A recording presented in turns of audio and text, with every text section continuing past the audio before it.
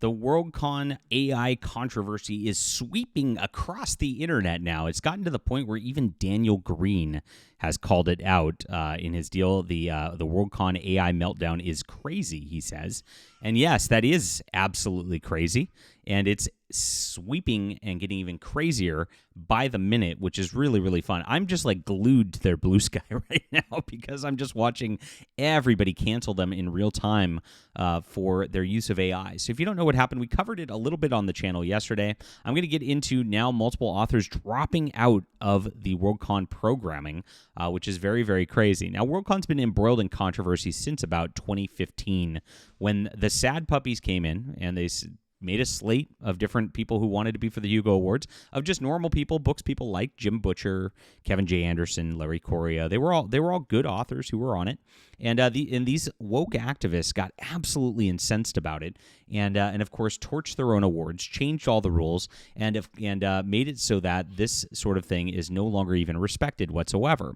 They changed it to a big identity politics fest, and that's exactly what they got going forward. So please hit the like and subscribe button. Join us as we talk about all things in science fiction.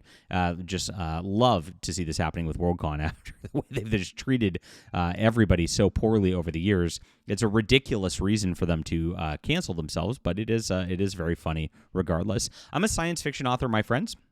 And this is my Stars Entwined, and I would love for you to check this out right here. Really good stuff. It is a 3-book trilogy, and of course, if you like Babylon 5, if you like John Scalzi's Old Man's Ward and the nice big sweeping space opera that they used to make that they don't do anymore, you're going to absolutely love this. Baen Books stuff from the 80s. Like this is way going to be up your alley. So check this out. It's in the description below. It's a 3-book trilogy, and I am spinning a new space exploration series out of it. I'm actually wrapping up writing the trilogy right now. Really good stuff, and the best work of my career is coming. And so grab this here. Get on my newsletter so that you don't miss any of my cool science fiction as well. You get 3 free books for doing so. Best deal in all of science fiction, and I appreciate you guys for that. That's all in the description below. It's available on ebook, print, and audio. Really appreciate you guys supporting our channel by reading, and I've got a lot of other books out there too. Go through my profile, check things out. Very prolific writer. This is a great place for you to find. So yes, this is where we're at with the Worldcon quote controversy. Now we've had multiple. I remember in 2022, they got really mad about the programming already, shut things down. Mary Robinette Kowal came in to sweep in and make her own woke programming out of the deal. You know, it was a complete disaster. And with that, they had Raytheon sponsoring them. You would think that they wouldn't have a weapons manufacturer sponsoring their science fiction convention, but hey, that's what they did. And just to one-up things, they moved to Chengdu, China the year after this and had the CCP controlling everything about the convention, even down to what books got on the Hugo Awards, because China is filled with censorship. Of course, they've got a bunch of human rights violations over there. They don't care about that, though. That's all good, as long as it's not that Donald Trump. Well, this year, they made a big lecture about Donald Trump on their website earlier in the year, stirring up, of course, that they obviously don't want half the country involved in their convention or involved in science fiction. They've turned everybody off to the point where they've really sunk themselves to new low.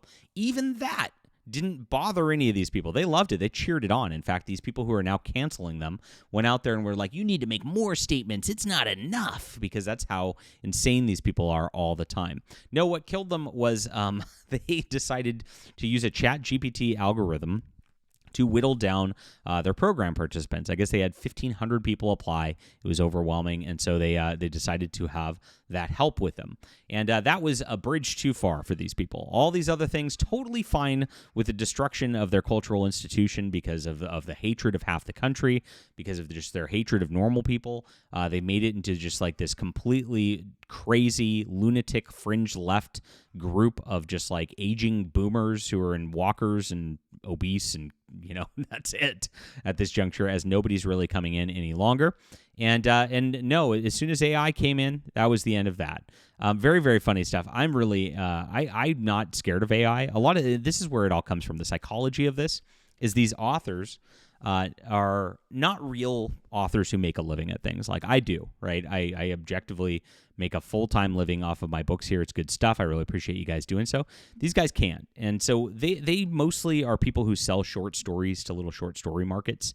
And it's a little circuit where they just like write these little like 3,000 word science fiction stories, usually now are about like, some otherkin gender or something like that. And nobody reads them, and they make maybe $200 off of a sale of one of them. Maybe if they're lucky, they'll sell like 4 or 5 of them a year, make $1,000, and then they pretend like they're professionals. And this is what these organizations have all become lately, because nobody wants to read that crap. And so they've ostracized everybody who's like normal in science fiction in the process. But they know that like these markets are getting now flooded with AI stories, because AI can actually write short stories better than they can. I actually tool around with it and have AI write short stories for me all the time, just for fun. And I've just got them myself. I haven't done anything with them, but I do it because it's fun, and I can actually have it mimic writing styles of John Scalzi, of Neil Gaiman, of Larry Correia very, very well. Now, it doesn't do it very well in long form yet, because it gets very repetitive in its algorithm, but for shorts, it actually works pretty well. So these people know that AI is actually better at writing than they are, and it panics them. And they, of course, don't even have anything real to their name as it is. They've got a fake credentialism, and that's all they've got, propping themselves up, pretending and LARPing like they're like real famous authors and the like, thinking they're the next Ray Bradbury because he did short stories too, but it's not like that anymore. And so they are absolutely panicked by it, and they just are like, oh, it's stealing copyrights and it's destroying the environment, and all so that they can feel better about their bad writing. That's what it comes down to. I'm calling it like it is. And so I'm not afraid of it, because, of course, I see the limitations of it, and I know that my writing's better than it. And so that's something that I don't have a problem with. I made this beautiful image in AI of them protesting AI outside of Worldcon right here. And I did tell them to make them obese, and it did not do that.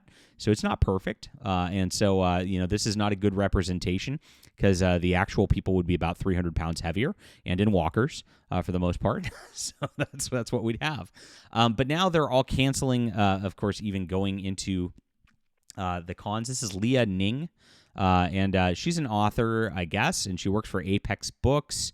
She does their tech stuff. I'm not clear what she does exactly. And that's what is usually found with these people. Like, I mean, who are they, and are they even relevant? They pretend they are, for sure. Apex Books is a small publisher. Really, again, like, you probably haven't heard of them. But you know what? They're propped up by this establishment group, and here it is. I'm not looking for discourse. I'm not looking for head pats. You are, literally on Blue Sky. I only want the public record of my actions and my stance. I have withdrawn from program participation for Seattle Worldcon in 2025. I've included screenshots of my reasons for ease of reading, and will also thread for accessibility. And here it is. And here it is. Usage of ChatGPT in the vetting process. When I applied, I did not consent to having AI traverse my entire digital footprint for signs of scandal. Well, can't you just google.com that? And Leah Ning, you just go Leah Ning, and then you kind of just scroll through things here. There you go. You can find pretty much all your stuff for your, quote, digital footprint. Here's your X account. Do you even use your X account anymore? Oh, no, you don't, because literally Trump. There you go. So I would automatically disqualify you just because you're on Blue Sky. I worked in tech. I understand how deep ChatGPT would have dug. It's creepy. Is what I put on public on the internet forever? Yeah, I mean, this is already on Google. Like chatgpt.com. So let's see. What do you know about Leah Ning, the author? And here we are. Okay, searching the web. Oh, searching the web. So it's already on. Like, this is such a fake outrage, right? So it literally searches the web and gives you a summary. And so all that information is already on google.com. I'm not consenting to this, my digital footprint. What a fake, right? And so here it is. And I never would have applied, regardless of whether GPT had stolen, if not all people's whose names it was given. It's incredibly invasive. Well, so's Google, my friend. Qualifications: I've been on programming at a few other conventions. I have several published short stories. I have worked for Apex Magazine. You see the fake credentialism. I've been on programming at other conventions. I have several published short stories. I've worked at Apex Magazine. So you see exactly their credentials don't mean anything. Yes, I'm qualified to be on panels. Okay, cool. Well, so am I. The thing is, like, I always get the message, why don't you start your own convention and all that? And I'm just like, why? I could talk to you guys on YouTube here every day, and I can interact with you guys, and I reach way more people than these other folk will. But wait until it goes down to this. Not all of those folk are BIPOC, but there are a lot of them who were rejected. Yes, it's all about the BIPOCs. I'm so glad that you virtue signaled to the BIPOCs, Leah. Author Philip Athens, another person who you probably have no idea who he is, also virtue signaled for clout. He says, your organization has given me no choice but to withdraw from participation on any panels at Seattle Worldcon because of your use of generative AI in vetting me. And if not me, then anyone else. Not only am I vocally opposed to AI, this is a significant privacy issue. Hold on. Chat GPT, do you invade anyone's privacy when coming up with search results, or is this all public information you provide? Let's see. I don't invade anyone's privacy. All information I provide is through search results. Otherwise, search results, right, is from publicly available sources such as official websites, interviews, and articles. I can't access private data, confidential communications, or anything not intended to be shared with the public. My goal is always to respect individuals' privacy and uphold ethical standards. Would you like help finding specific stories by Leah Ning? No, I would not. And so you can see it's all fake performative outrage. This is all stuff that you can get from a Google search anyway. And there it is. And to make a total loss, the next email, due to the disheartening circumstances around the convention's use of ChatGPT, I have withdrawn as a panelist this morning and will now need a full refund of my membership as well. Well, please clap.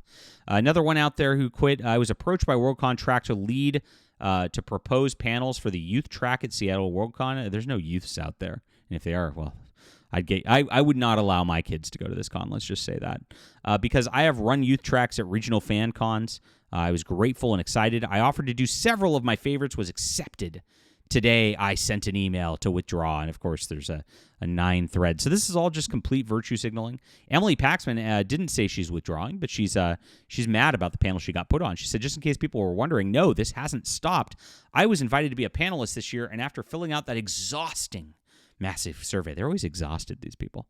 So far, I have one panel invite for a topic I've never interacted with, cared about, or know a thing about. Worldcon. Please clap. So this is the new thing. All these people are canceling Worldcon, and again, these are like D tier authors who don't make a living at things, who are virtue signaling so that in hopes that they get noticed to the crowd, so that they can grow their followings in hopes that they can eventually build a career. And so these are all people LARPing. And ChatGPT should have filtered them all out, to be honest. Maybe you should have used a better AI like Claude or something like that, Worldcon. And then these people who are complete idiots with their performative outrage maybe wouldn't have been involved. Who knows? What do you think about this, my friends? Please hit the like and subscribe button. I love savaging Worldcon. These people deserve everything they got because they tried so hard to appeal to SJWs in science fiction. And this is what you get. These people are always perpetually outraged. They're always miserable. And that's why you have a miserable convention. All right. Please check out These Stars Entwine. This is great stuff. If you like fun, if you like action, if you like science fiction, you are in the right spot. Grab this book in the description below. Sign up for my newsletter, my friends, and we'll be back soon.